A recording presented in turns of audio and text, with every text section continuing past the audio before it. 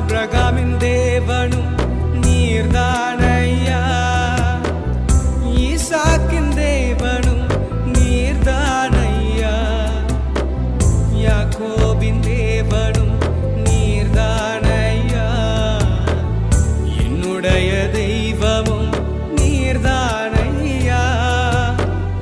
என்னுடைய உழைப்பை யார் வந்து பறித்து கொண்டாலும் என் தலை உயர்த்துபவர் நீர்தானையா.